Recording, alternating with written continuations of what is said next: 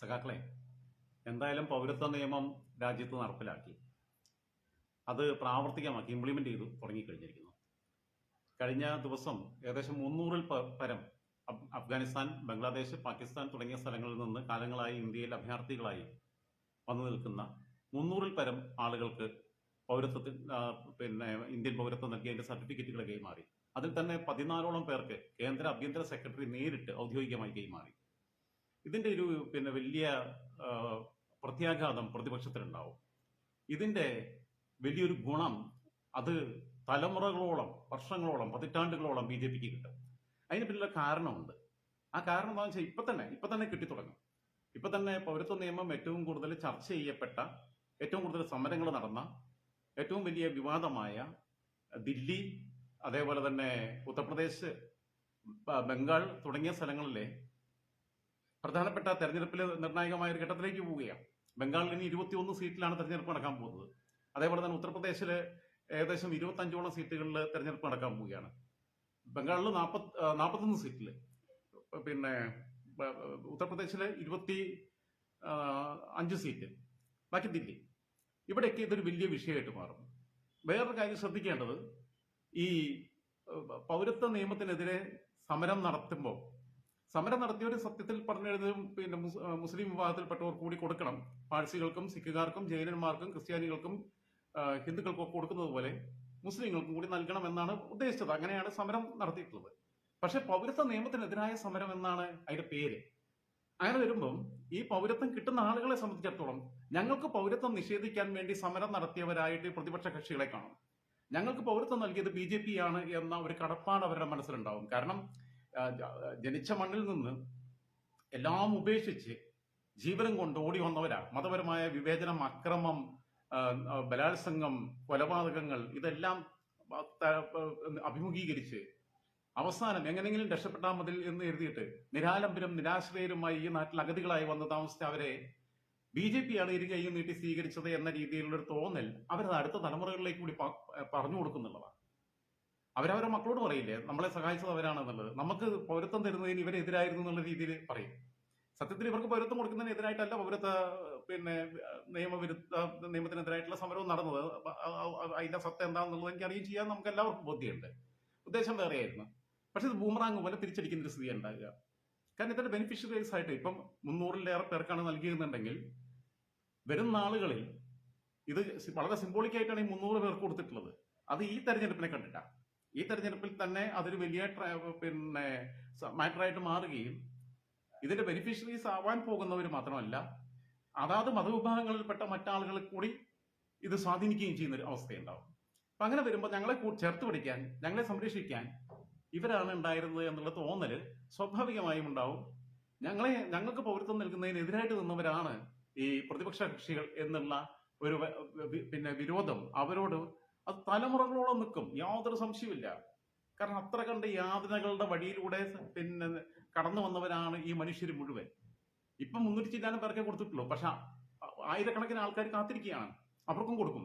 ഈ കൊടുക്കുന്ന ആളുകൾ വലിയൊരു ഇമ്പാക്റ്റ് ആയിട്ട് മാറും. ഏറ്റവും വലിയ സമൂഹത്തെ ഈ വോട്ടിംഗ് വരാൻ പോകുന്ന കാലത്തെ തെരഞ്ഞെടുപ്പുകളെ ഞാൻ പറഞ്ഞല്ലോ ഒരൊറ്റ വോട്ട് പോലും പോകാതെ ഇൻഫ്ലുവൻസ് ചെയ്യാൻ പറ്റുന്ന ഒരു ഘടകമായിട്ട് ഇവർ മാറും. ഇവരുടെ മക്കളോട് പറഞ്ഞു കൊടുക്കും, ബാക്കിയുള്ളവരോട് പറഞ്ഞു കൊടുക്കും. ഇതൊക്കെയുണ്ട്.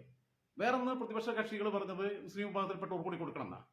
പക്ഷെ യഥാർത്ഥത്തിൽ അഫ്ഗാനിസ്ഥാനിലും ബംഗ്ലാദേശിലും പാകിസ്ഥാനും 3 മുസ്ലിം രാഷ്ട്രങ്ങളാണ്. അവിടെ എങ്ങനെയാണ് മുസ്ലിങ്ങൾ മതപരമായ വിവേചനം അനുഭവിക്കുന്നത്?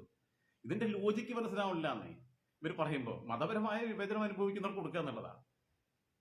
എന്നാൽ പിന്നെ അവർക്ക് വേണമെങ്കിൽ അറബ് രാജ്യങ്ങൾക്ക് കൊടുത്തൂടെ? അങ്ങനെയുണ്ടല്ലോ. ശരീഅത്ത് നിയമങ്ങളിൽ വിശ്വസിക്കുന്ന ആൾക്കാരാണ്. അത്തരം കാര്യങ്ങളുണ്ട്, അതെല്ലാം നടപ്പിൽ അറബ് രാജ്യങ്ങൾ കൊടുത്തില്ല. അറബ് രാജ്യങ്ങൾ കൊടുക്കൂല. അത് ഏതെങ്കിലും അറബ് രാജ്യം കൊടുക്കുക? അറബ് രാജ്യം ഖത്തർ കൊടുത്തു, നമ്മളെ MF ഹുസൈന്. അത് ഖത്തറിലെ ഷെയ്ഖിന്റെ ഭാര്യയ്ക്ക് എന്താ വെച്ചാൽ ഈ നഗ്നചിത്രം വരയ്ക്കുന്നതിലുള്ള ഇൻട്രസ്റ്റ് കണ്ടിട്ട് ആ ഇൻട്രസ്റ്റിന്റെ ഭാഗമായിട്ട് മൂപ്പർ അതെല്ലാം എല്ലാവരും വരയ്ക്കുമല്ലോ. അപ്പൊ അതുകൊണ്ടുള്ള ഒരു കർഷന്റെ പുറത്തുനിന്ന് കൊണ്ടുപോയി കൊടുത്തതാ. വേറെ ആർക്കാ കൊടുക്കണേ? ഇവിടെയുള്ള ഏതെങ്കിലും മുഹമ്മദിനും കോയക്കും കൊടുക്കുവോ ഖത്തർ? UAE പിന്നീട് ഗോൾഡൻ വിസ സമ്പ്രദായമൊക്കെ ഉണ്ട്. അതിൽ ജാതി മതമൊന്നുമില്ല. അതൊന്നുകിൽ സെലിബ്രിറ്റി ആവണം, അല്ലെങ്കിൽ വലിയ ബിസിനസ്സുകാരാവണം. സാധാരണക്കാരനായിട്ട് എന്നാ കിട്ടുമൊന്നുമില്ല. രണ്ടാമത്തെ കാര്യം, രോഹിംഗ്യൻ മുസ്ലിങ്ങൾ പലായനം ചെയ്തപ്പോൾ ബോട്ട് മുങ്ങി കടലിൽ വെച്ച് വരെ കുഞ്ഞുങ്ങളും സ്ത്രീകളും ഉൾപ്പെടെ മരിച്ചപ്പോൾ പോപ്പ് ഫ്രാൻസിസ് മാർപ്പാപ്പ പറഞ്ഞു ലോകത്തോട്, നിങ്ങളുടെ വാതിലുകൾ തുറന്നിടണം, അവർ നമ്മുടെ സഹോദരങ്ങളാണ്, സഹജീവികളാണ് എന്ന് പറഞ്ഞു. അദ്ദേഹത്തിന് മാനുഷിക ബോധമല്ല. എനിക്ക് ഇതുവരെയുള്ള പോപ്പുമാരുടെ ആകെ ബാക്കിയുള്ളവരൊക്കെ കോപ്പന്മാരായിരുന്നു, ഇയാൾ മാത്രമാണ് പോപ്പ് എന്ന് എനിക്ക് വിളിക്കാൻ തോന്നിയിട്ടുള്ളത്. ബാക്കിയുള്ളവർക്കൊക്കെ വളരെ യാഥാസ്ഥിതികമായ നിലപാടായിരുന്നു. ഇയാള് ഒരു വിപ്ലവകാരിയാണ്, ഫ്രാൻസിസ് മാർപ്പാപ്പ. എനിക്ക് ഭയങ്കര ആദരവുള്ളൊരു വ്യക്തിയാണ്. എന്തായിരുന്നാലും ഈ രോഹിംഗ്യൻ മുസ്ലിങ്ങളുടെ പോലും പല യൂറോപ്യൻ രാജ്യങ്ങളും അഭയം കൊടുത്തു. എന്തുകൊണ്ട് അറബ് രാജ്യങ്ങൾ കൊടുത്തില്ല? അവര് വളരെ സ്വസ്ഥമായിട്ട് അവിടെ ജീവിക്കുകയാണെന്നേ. ഇതിനൊക്കെ കൊടുത്തു കഴിഞ്ഞാൽ പിന്നെ അടുത്ത ദിവസം തലവേദനയാവും എന്നുള്ളത് ഇവർക്ക് നല്ല ബോധ്യമുണ്ട്. കാറ്റടിച്ചിട്ട് വാതിൽ ശക്തിയിൽ അടഞ്ഞു പോയതാ, സാധാരണ വാതിൽ അടച്ചിട്ടാണുള്ളത്. അപ്പം ഈ ഇവർക്ക് കൊടുത്തു കഴിഞ്ഞാലും കാലാകാലത്തോളം തലവേദനയാവുമെന്നും വളരെ സ്വസ്ഥമായിട്ട് ബഹ്റിനിലും ഖത്തറിലും UAE ഒക്കെ ആൾക്കാർ ജീവിക്കുന്നുണ്ട്.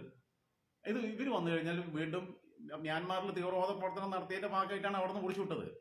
ഇവിടെ വന്നിട്ട് ഇവിടെയും വല്ല തീവ്രവാദ ഗ്രൂപ്പുകളൊക്കെ ഉണ്ടായിട്ട് ഇപ്പൊ യമനിൽ ഹൂതികൾ ചെയ്യുന്ന പോലെ ഇറാന്റെ ഒക്കെ വല്ല പിന്തുണയും കൂടെ കിട്ടിക്കഴിഞ്ഞാൽ ഇവർ അവിടുത്തെ സ്വസ്ഥ ജീവിതം ഇല്ലാതെയാക്കും, അവിടുത്തെ ഭരണാധികാരികൾക്കെതിരെ സമരം നടത്തും എന്നുള്ളതൊക്കെ ഭീതി ഇവർക്കുണ്ട്. അതുകൊണ്ടാണ് ഇവരാരും വോട്ട് കരക്കടിപ്പിക്കാൻ സമ്മതിക്കാതിരുന്നത്, അവരാരും ഇവരെ അഭയാർത്ഥികളായിട്ട് സ്വീകരിക്കാതിരുന്നത്. അത് മനസ്സിലാക്കുക നിങ്ങൾ ആദ്യം.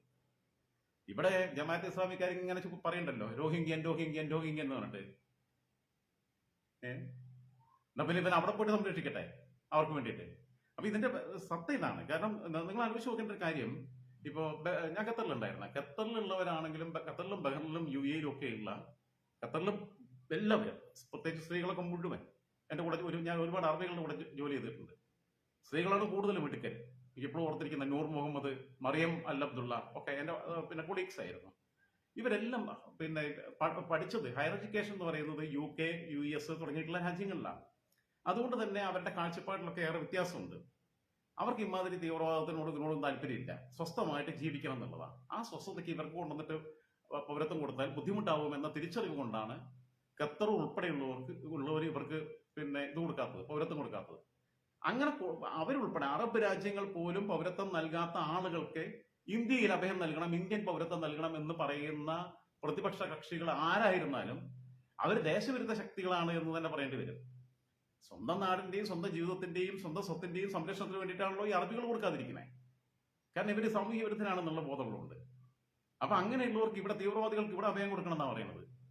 ആലോചിച്ച് നോക്കണം നിങ്ങൾ. എന്തായിരുന്നാലും പൗരത്വ നിയമം ആദ്യം പറഞ്ഞതുപോലെ 300-ലേറെ പേർക്ക് പൗരത്വം നൽകി കഴിഞ്ഞു. ഈ ജൈന, പാഴ്സി, ബുദ്ധ, ഹിന്ദു, ക്രിസ്ത്യൻ വിഭാഗങ്ങളിൽപ്പെട്ടവർക്ക് കൊടുത്തു. എല്ലായിടത്തു നിന്നും കുറേശ്ശെ പേർക്ക് കൊടുത്തു. അതൊരു സാമ്പിൾ വെടിക്കെട്ടാണ്. അതിൽ തന്നെ 14 പേർക്ക് കേന്ദ്ര ആഭ്യന്തര സെക്രട്ടറി നേരിട്ടാണ് കൊടുത്തത്. അത് വരാൻ പോകുന്ന ഇനി തെരഞ്ഞെടുപ്പ് നടക്കാൻ പോകുന്ന ബംഗാളിലെ 41 സീറ്റ് അല്ലേ, എനിക്ക് ഡൗട്ട് ഉണ്ട്. ഓക്കെ, എന്തായിരുന്നാലും നമ്പറിൽ എന്തെങ്കിലും തെറ്റുണ്ടെങ്കിൽ പിന്നെ അത് പറഞ്ഞിട്ട് കമന്റിൽ വന്നിട്ട് പറയരുത്. ഇതൊക്കെ ഓർമ്മയെടുത്തങ്ങ് പറയണതാ, സ്ക്രിപ്റ്റ് ഉണ്ടാക്കി നോക്കിയിട്ട് വായിക്കുന്നതല്ല. ഉത്തർപ്രദേശിലെ 25 സീറ്റിൽ നടക്കാറുണ്ടോ, ബംഗാളിൽ 25, ഉത്തർപ്രദേശിൽ 41 വേണം നടക്കാറുള്ളത് എന്നുള്ള ഡൗട്ട് ഉണ്ട് എനിക്ക്. അത് ഒരു സംശയമുണ്ട്. ഞാൻ വായിച്ചതാണ്, നോക്കിയതാണ്. പക്ഷെ ഇപ്പൊ എനിക്ക് അങ്ങോട്ടും ഇങ്ങോട്ടും കൺഫ്യൂഷൻ ഉണ്ട്. ദില്ലിയിൽ ഇത് സ്വാധീനം ചെലുത്തും. ഇത് BJP ഈ തെരഞ്ഞെടുപ്പിന്റെ ഏതാനും ദിവസങ്ങൾ ബാക്കി നിൽക്കുമ്പോൾ, അവസാനഘട്ട തെരഞ്ഞെടുപ്പിന് ഏതാനും ദിവസങ്ങൾ ബാക്കി നിൽക്കുമ്പോൾ ഇങ്ങനൊരു വജ്രായുധം പ്രയോഗിക്കുമെന്ന് പ്രതിപക്ഷം പോലും പ്രതീക്ഷിച്ചിട്ടുണ്ടാവില്ല. ഇതിനാണ് പറയുന്നത് ഇവർക്കെല്ലാം സർജിക്കൽ സ്ട്രൈക്കാ.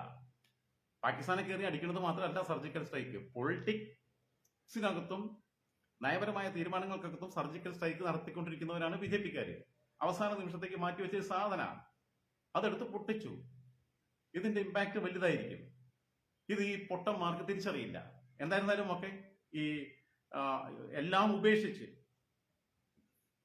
ജീവിതത്തെ അനുഭവിക്കേണ്ടത് മുഴുവൻ അനുഭവിച്ച് ഉച്ചവരെയും ബാക്കിയുള്ളവരെയും പലരെയും ജീവൻ കൺമുമ്പിൽ നഷ്ടപ്പെടുന്നത് കണ്ടത്, സ്വന്തം പെൺമക്കള് ഈ തീവ്രവാദികൾ വന്നിട്ട് ബലാത്സംഗം ചെയ്യുന്നത് കണ്ടവര്, അങ്ങനെയുള്ള യാതനകൾ അനുഭവിച്ച, ഞാൻ ആദ്യം പറഞ്ഞതുപോലെ തന്നെ നിരാശ്രയരായ, നിരാലംബരായ, നിസ്സഹായരായ ഒരു മനുഷ്യര് ജീവനം കൊണ്ട് ഓടി വന്നവർ, അവർക്ക് പൗരത്വം നൽകിയത് ഏറ്റവും മാനുഷികമായ കടമയാണ്. അത് നൽകിയ കേന്ദ്ര സർക്കാരിനെ അഭിനന്ദിക്കുകയാണ്.